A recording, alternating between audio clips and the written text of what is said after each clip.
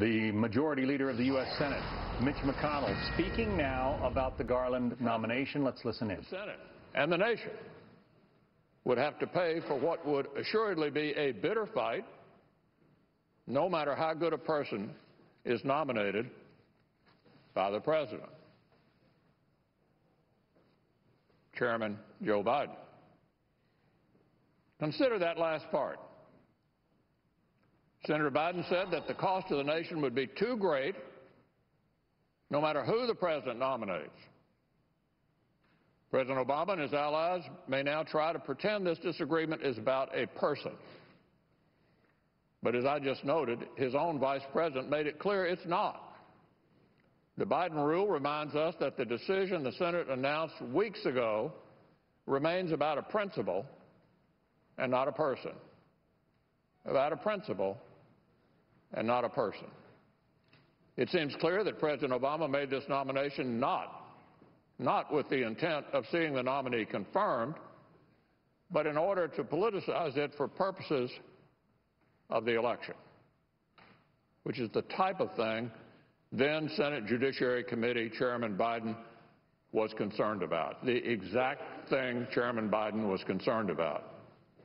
The Biden rule underlines that what the President has done with this nomination would be unfair to any nominee, and more importantly, the rule warns of the great cost the President's action could carry for our nation. Americans are certain to hear a lot of rhetoric from the other side in the coming days. But here are the facts they should keep in mind. The current Democratic leader said the Senate is not a rubber stamp, and he noted that the Constitution does not require the Senate to give presidential nominees a vote. That's the current Democratic leader. The incoming Democratic leader did not even wait until the final year of George W. Bush's term to essentially tell the Senate he said, not to consider any Supreme Court nominee the President sent. The Biden rule supports what the Senate is doing today, underlining that what we're talking about is a principle and not a person. So here's our view. Instead of spending more time debating an issue where we can't agree, let's keep working to address the issues where we can. We just passed critical bipartisan legislation to help address the heroin and prescription opioid crisis in our country. Let's build on that success. Let's keep working together to get our economy moving again and make our country safer, rather than endlessly debating an issue where we don't agree. As we continue working on issues like these, the American people are perfectly capable of having their say on this issue. So let's give them a voice. Let's let the American people decide. The Senate will appropriately revisit the matter when it considers the qualifications of the nominee the next president nominates, whoever that might be.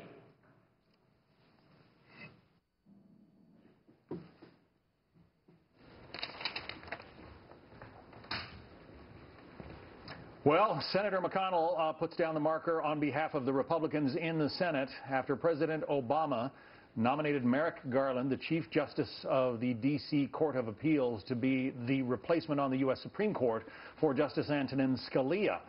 You heard there the former judge, McConnell is a former judge himself, saying that it is not the time to consider in a political year the nomination that the President put forward. It is about the process and not about the person, he said, and he cited as precedent the opposition from incoming Senate Majority Leader Chuck Schumer and also Vice President Biden, who, as I mentioned earlier, in 1992 said a president in the final year of his term should not put forward a nominee to the Supreme Court. So the die are cast, the markers are laid down. Let's see which branch of government wins out here, the President of the United States or the U.S. Senate. It is going to be a contentious battle ahead. Heather. Yeah, and really laying out yet another responsibility of the next president, which will be, as you said, to appoint that judge to replace Justice Antonin Scalia. Let's bring back in